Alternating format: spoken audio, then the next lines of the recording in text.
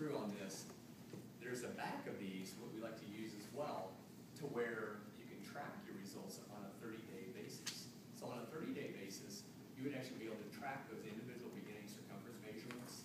You could also keep a little journal with this. You can track your body fat, your BMI, your scale, and then track it for a 12-month progress report. So does anybody use any online tracking systems, or anybody use like FitDay or Calorie Counter?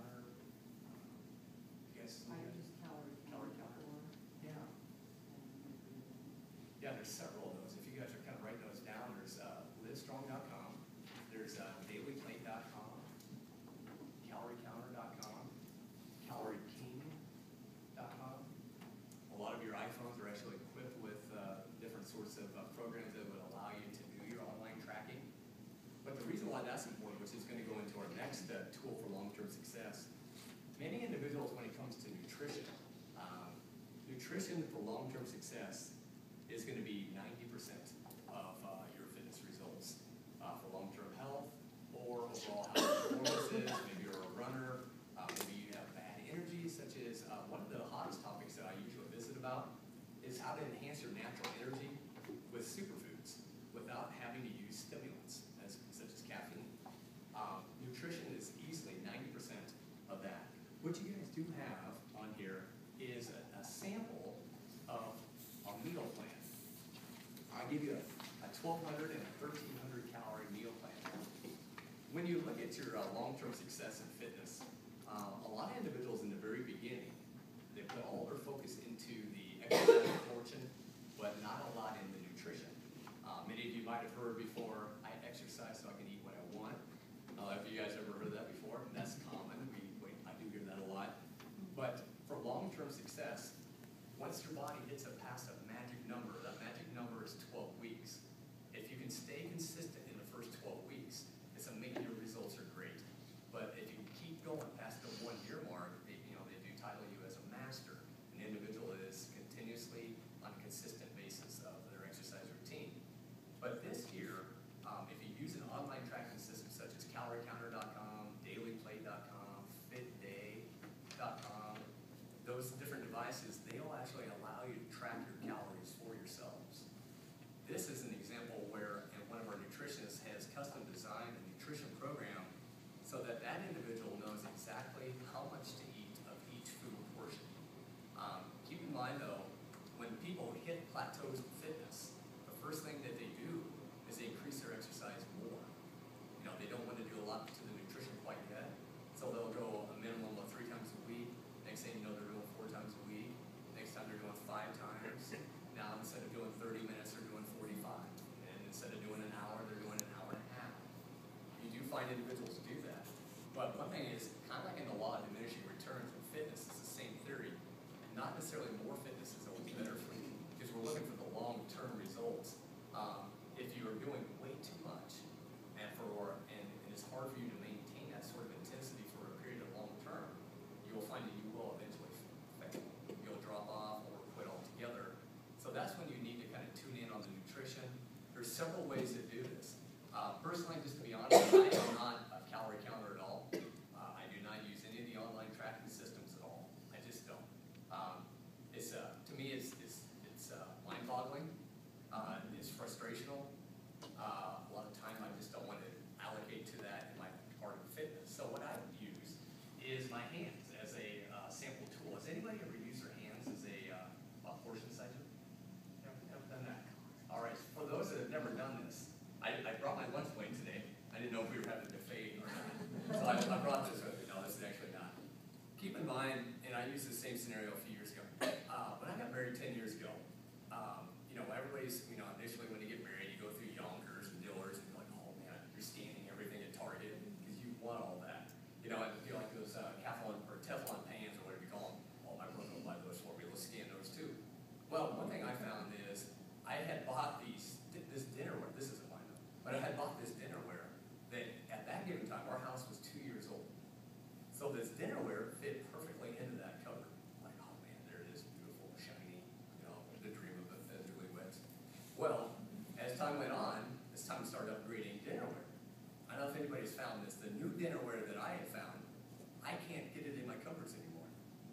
embarrassed to say, I have to put the plates, my wife's like, I put the plates in this way, and then I put them down. I can't pull them out without, like, if they're too big.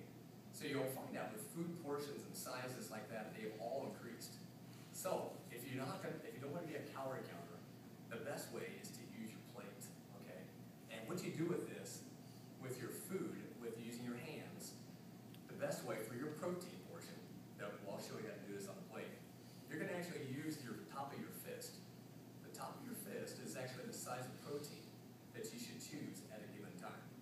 But, so you're going to go from here to here to here to here. But the thickness of that is only from here to here. Okay, so that's your protein, the top of the fist, and from here to here. And the reason why that's important is, my wife now she is aware. She weighs everything. She's just the opposite person than me. But we always do a little game. She's like, how much protein you got on your plate there? I'm like, 4 ounces. 11. You know, I was way overeat. Always wait, so I'm doing burpees and, you know, because I lost the bet. No.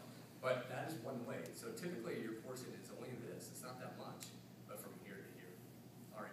The carbohydrate portion, that's going to be like your starches. That's going to be like your rice, your potato, your noodles, or however you want to use for those. But it's only the palm of your hand, the palm, the circumference of the palm, but this tall off the top of your plate. Just like that. That's the measurement. So it's the palm from here to here tall. Okay? Then for vegetables, it's going to be 2 palms. So it's 2 palms in circumferences, but the same height off that plate. So when you go to your dinnerware, and for many that are in the, you know, in the start of their fitness journey or really want to make some long-term success, the best goal, since many of us don't eat lunch with our families or suppers, or sorry, breakfast, we only eat supper. If you're trying to make some changes and maybe your bodies are plateauing and things are not budging, well, if you're looking at the nutrition, you actually want to use a salad plate. You know, you don't want to necessarily use that big dinner plate that you might have. So instead, let's say some people don't want to let others know they're on a fitness journey. So rather than doing it, you know, you have your own little plate and everybody else has got this big plate at holidays, you're going to take your plate and you're going to divide it up into basically 3 sections. I'll write this out. I've actually done this demo with a permanent marker, so I had to throw this away. But this is actually how it would look. So you would actually divide your plate up in a salad plate or your regular dinner plate without others knowing what you've done. But you're going to use that kind of sectioning of your plate. Okay, so all your vegetables are going to be over in this section, your protein, and then your carbohydrate. But if you're also wanting to make sure, and you might notice on that meal plan, there's healthy fat added to that. So you see, for long-term success, remember in the early 80s, a lot of the big switch came around on the carbohydrate craze. Carbs were bad. Carbohydrates are actually good. You need them. The Atkins diet had come out, and carbohydrates got a bad rap. But for long-term fitness, you don't want to eliminate any single thing out of your nutrition when it comes to certain food groups. In nutrition, what I always tell the nutritionists that we have, there's only 3 things that we can ever work with. And it's not rocket science by any means. It's protein and carbohydrate and fat. So with these here, the key is that you never want to eliminate certain things. But if you don't want to measure your food out, you want to eyeball it with a measuring device like this. Now for your hands, how to figure out a teaspoon without actually using one is somewhere from your pinky to your first knuckle. And then for a tablespoon, it's from here to here. So that's the way you would actually track your teaspoon is from here to here, your tablespoons from here to here. How many of you guys do coffee creamer in the morning? How many of you just? I do. I love it. All right. So, that's easily a tablespoon. Easily, that's like half the container. So that's not uncommon. Many individuals do that. If in the beginning, though, to get started, like we talked about in the beginning, recognizing your goals and things like that, it's good to actually maybe do an initial measurement of a tracking system of what calories that you are doing in a day's time. Okay. Many individuals either undereat by 12 to 20%, some overeat by 12 to 20%. So here's one common error that many do make in long-term fitness. They exercise more, they eat less. Okay? So that's kind of weird, that's a fine line. But if you eat too less,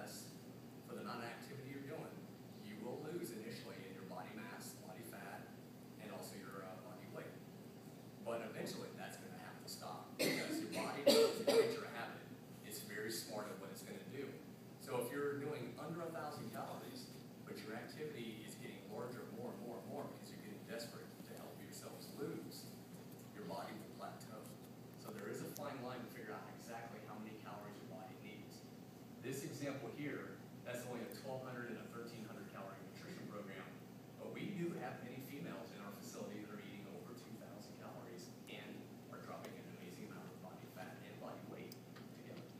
So the way you figure out exactly for long term what your calorie intake needs to be without assessing each person separately is your body weight times 10. Body weight times 10 is a great baseline to help you figure out how many calories you need to get started for long-term success of fitness. But if you watch The Biggest Loser, for example, I don't watch TV often, but if I did, that measures their body weight times 7. But if you look at their long-term success in fitness, it's very low. Many of them, you don't really know a lot about them once the show's done. Many of them probably have regained some and more. So body weight times 10 is a great way to kind of help you guys figure out initially. One thing that I was going to kind of share with you guys as well, any questions on any of that kind of stuff, guys, on the plate or anything like that? One thing I did not share with you, though, what do you do when you go out to eat? All right? What if you go out to, like, Olive Garden? Or you go out to somewhere where it's all, like, pasta or a casserole? How do you figure all this stuff out on the plate? Now, typically, you would eyeball this by doing a claw. Okay, you want to do a claw. You do the claw to the middle of the plate. Now, if you're on your first date, don't do that, of course. All right? You're not going to be invited back. But what you do is that you would make a claw. Anything on the outside of the claw is too much for a given portion at that given time. So that's one of the best ways to figure out if you're doing a casserole. How much should I do at one time? And typically, now it's not a whole spread out big claw, but it is a claw, all right? And that's one of the best ways to help you if you're going out to eat for individuals that are, kind of eyeballing it through that type of method as well. Other tracking measures as well, guys, that I'd like to share with you. One thing that we have found in our facility personally, and for long-term success in people with their fitness past the 12-week marker, is that the more I can get people engaged in what they're doing, the better. I love running challenges for people. I love having people work for goals, rewards, anything I can do to keep people motivated. Motivation is tough. It's very tough. But one thing that we use is a calendar, something simple as this. This sort of a tracking system, I've used it with every challenge that we've ever done. But for some reason with this thing, what I have our facility members do during a challenge is they have certain requirements that they must make. The more a person can actually keep a diary or a journal or be involved in a group setting, they're very successful in long-term fitness. So with this sort of thing here, they would record what kind of a workout that they did. Maybe they did a spinning class, or maybe they did a treadmill for 15, 20 minutes. But whatever it must be, they must have a signature for accountability factor. The accountability factor of a friend or a coworker or a family member is another way to really make sure that your long-term success is big in fitness. But with this sort of thing here, what we used was this sort of a signature thing. It was almost like, like Madonna's in Dallas, Texas this weekend for her show. People were standing in line for autographs because we wanted that, make sure that we knew who